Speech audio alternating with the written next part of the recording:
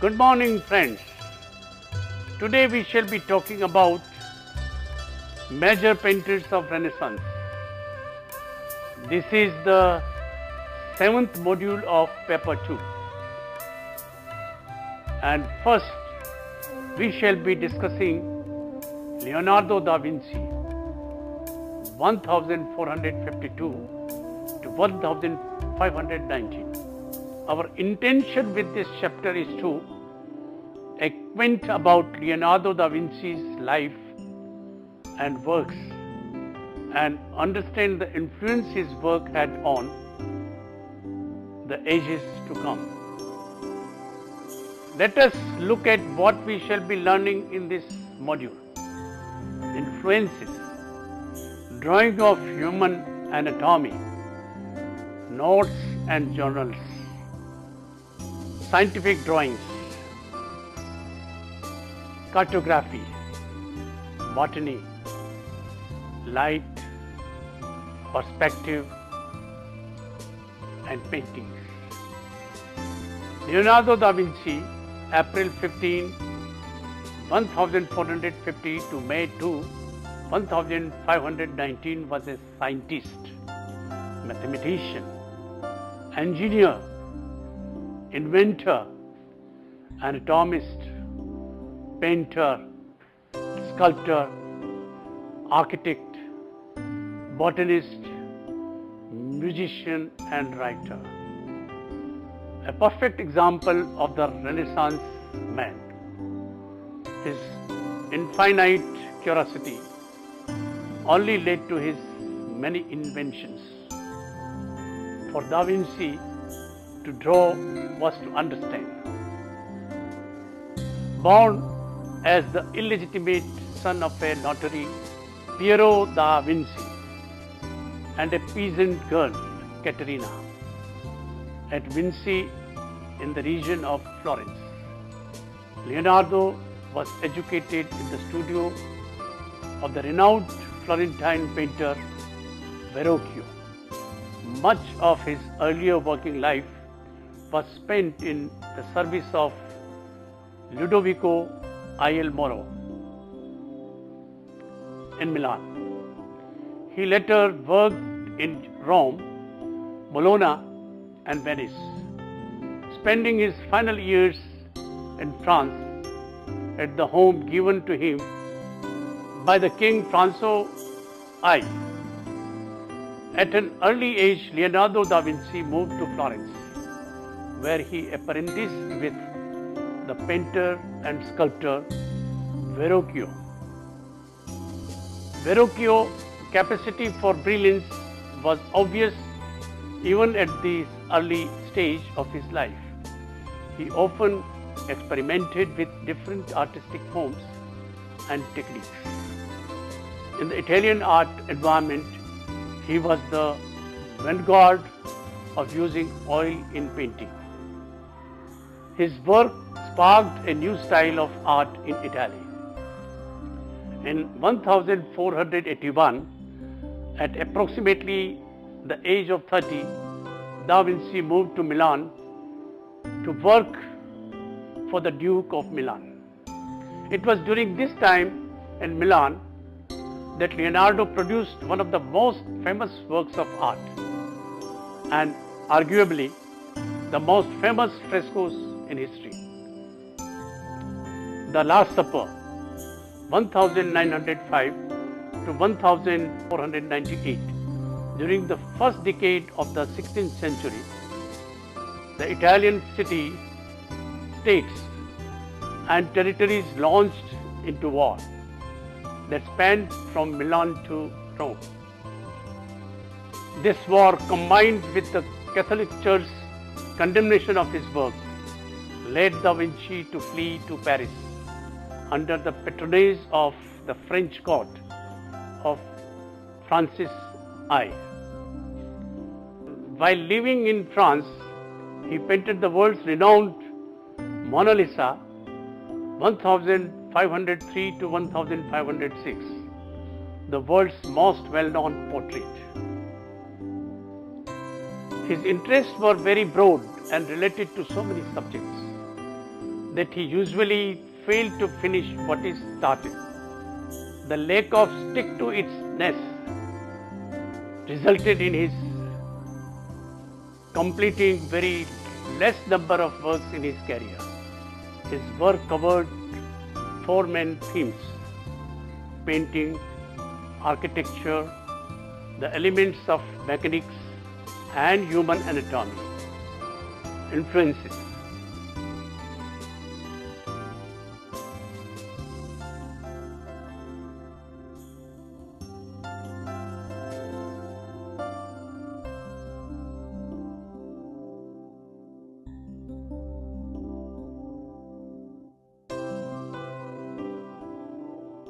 Florence at the time of Leonardo's youth was the center of Christian humanist thought and culture.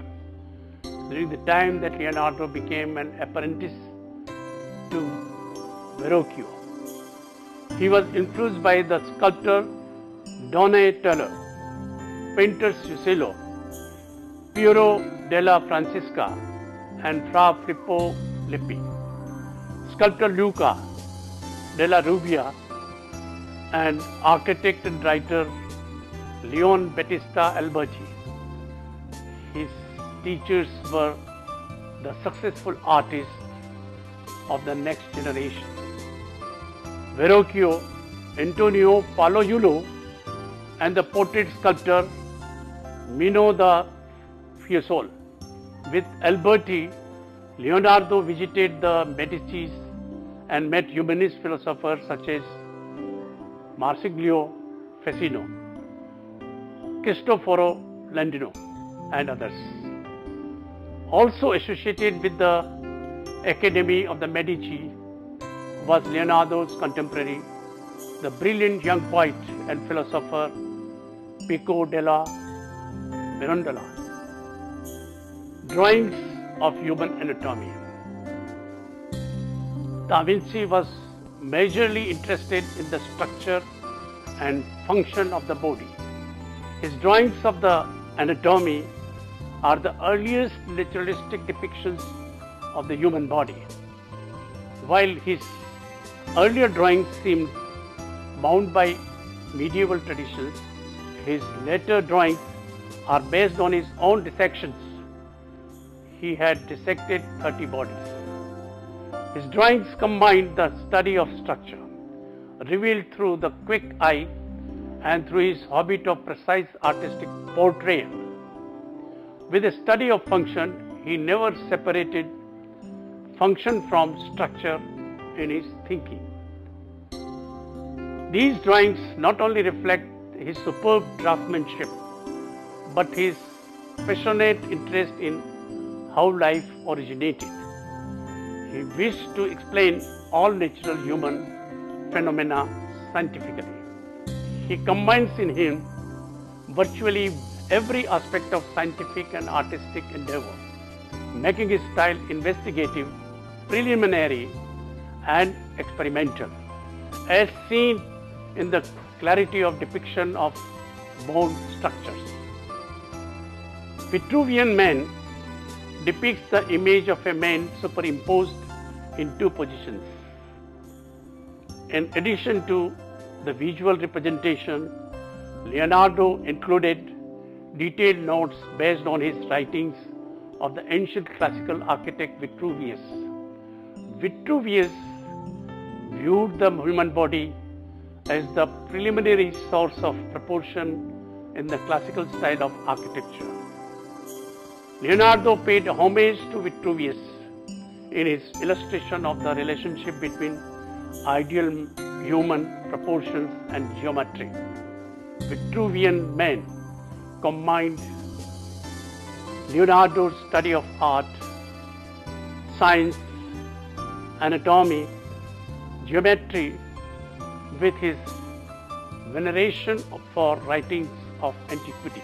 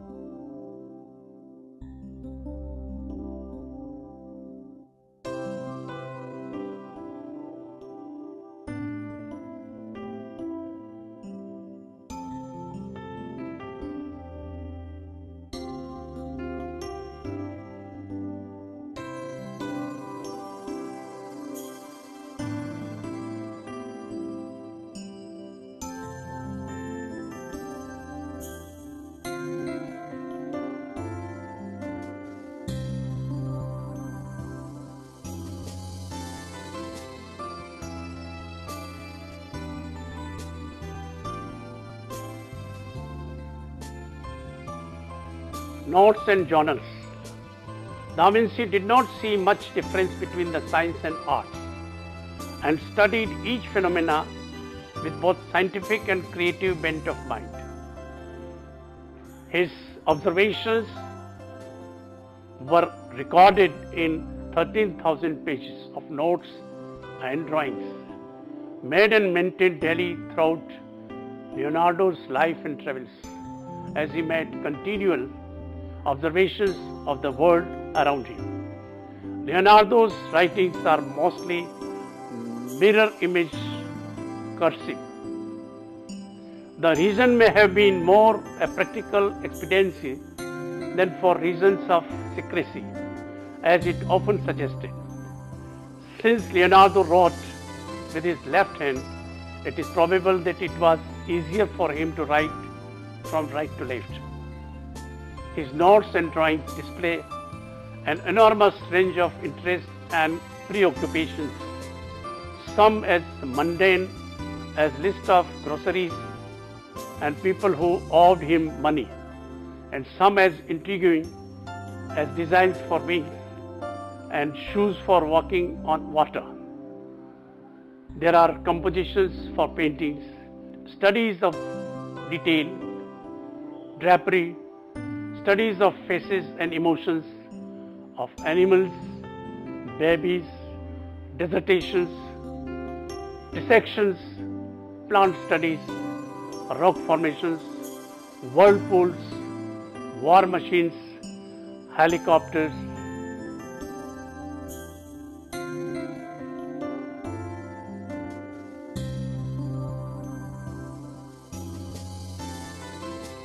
Scientific drawings from 1485 to 1490, Leonardo produced lots of drawings on subjects such as flying machines, geometry, mechanics, municipal construction, canals, and architecture, designing everything from churches to fortresses.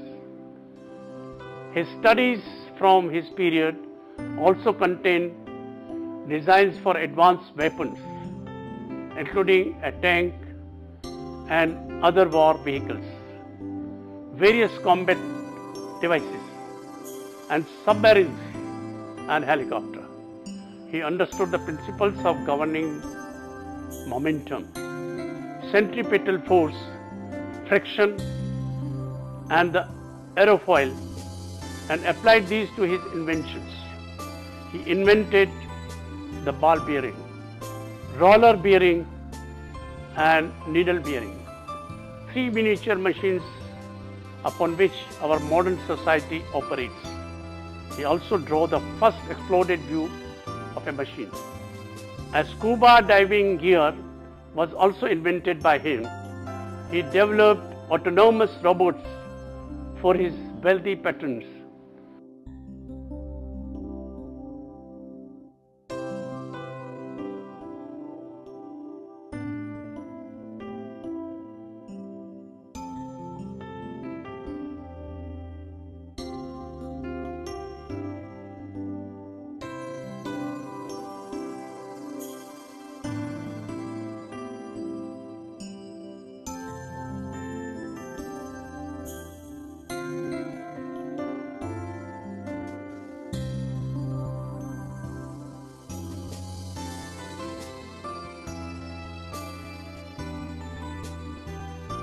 One such machine could be classed as first mechanically powered vehicle, as well as being the first remotely operated vehicle. Cartography. Leonardo created a map of Caesar Borgia's stronghold, a town plan of Imola, in order to win his patronage. Maps were extremely rare at the time, and it would have seemed like a new concept. Upon seeing it, Caesar hired Leonardo as his chief military engineer and architect. Later in the year, Leonardo produced another map for his patron. one of the Chiana Valley, Tuscany, so as to give his pattern a better overlay of the land and greater strategic position. He created his map in conjunction with his other project of constructing a dam from the sea to Florence in order to allow supply of water to sustain the canal during all seasons. Botany.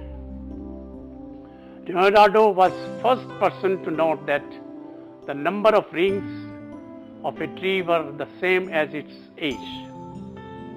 He was also first person to describe the arrangements of leaves in plants.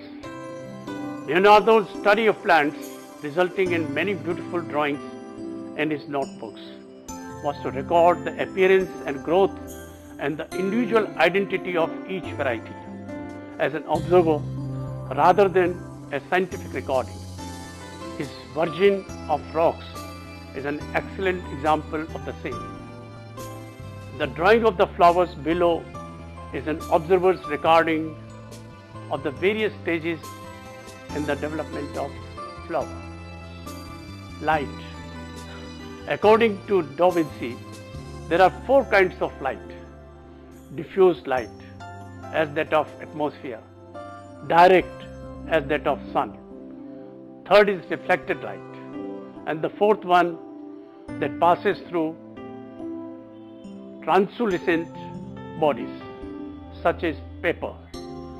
In his paintings, he introduced chiaroscuro, a style of shading that dominates tone more than color.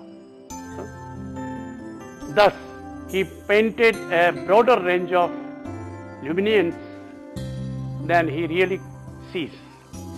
His Mona Lisa and the Virgin of Rocks were an excellent example of such a style. Perspective. His perspective study for adoration of Magi is an excellent piece. In his working plans laid out in scientific form, Leonardo created a perspective grid by drawing a series of horizontal lines parallel to the picture plane. Then he drew a series of lines intersecting the horizontals and converging at the vanishing point, which is just to the left of the figure on a rearing horse. All architectural forms in the study are aligned with the grid so that sides of the buildings are either parallel or perpendicular to the picture plane. Paintings.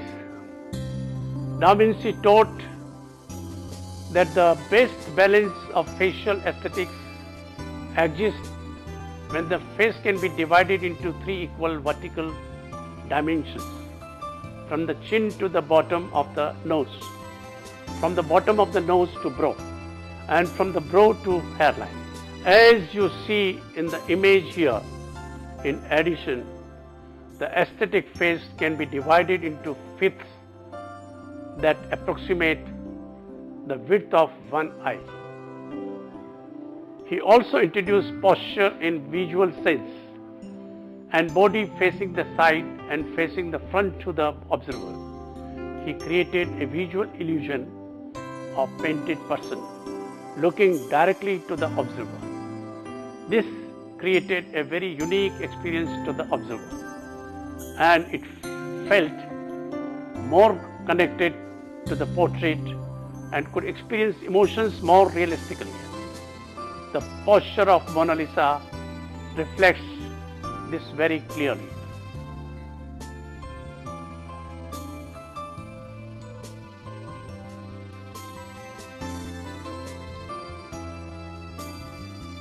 Mona Lisa 1503 to 1505 epitomizes Leonardo's synthesis of nature, architecture, human form, geometry, and character.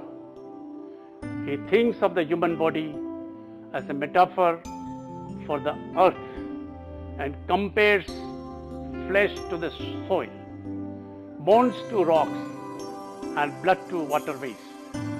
This metaphorical style of thinking, which recurs in visual form throughout his painting and drawings, is characteristic of the Leonardo's genius. The figure forms a pyramidal shape. As attention shifts from the figure to landscape, light plays an important role in coloring the figure in subdued dark yellow tones, and the landscape is a blue-grey sfumato, giving a very misty atmosphere to the painting and character. There are more parallels here. The form of Mona Lisa repeats triangular mountains, and her transparent veil echoes the filtered light of the mist. The curved aqueduct continues into the highlighted drapery fold over her left shoulder, and the spiral road on his right is repeated in the short curves on her sleeves. These in turn correspond to the line of her fingers.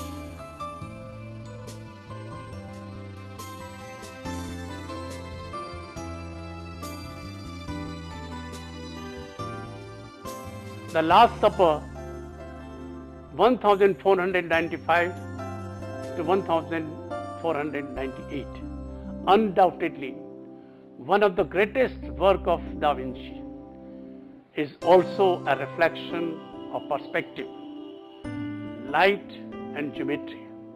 Look at how the apostles are arranged in 4 groups of 3, echoing the 4 wall hangings on each side of the room and the 3 windows on the wall behind Jesus. Jesus forms a triangle. As he extends his arms forward, his triangular form corresponds to the triple windows, and both allude to the 3 persons of the Trinity. The curved pediment over the central window functions as an architectural halo, reminding that Christ is the light of the world. This aspect of the Jesus is reinforced in the perspective construction. The orthogonals radiate outward from his head, so Christ becomes the sun, or literal light of the world, extending his rays to the world outside the picture. Leonardo, instead of using reliable technique of fresco, worked directly on dry intonaco, a thin layer of smooth plaster with an oil and tempera paint. He had hoped to achieve freedom and flexibility of painting on wood. The result was disastrous, resulting in a surface which was subject to mold and to flaking. The painting deteriorated in no time, and by the middle of the 16th century, its figures could be seen only with difficulty. During the World War II, the painting narrowly escaped complete destruction. When the painting was restored again in the 20th century, the intent was to remove everything that was not painted by Leonardo. When they had finished, very little of the original image remained. As a result, several of the figures were nearly blank and had to be repainted. And therefore, the present appearance of the Last Supper is thus rather bland compared to its pre-cleaned state. Its colors are paler and much of the shading has been lost, giving the figures a flattened appearance.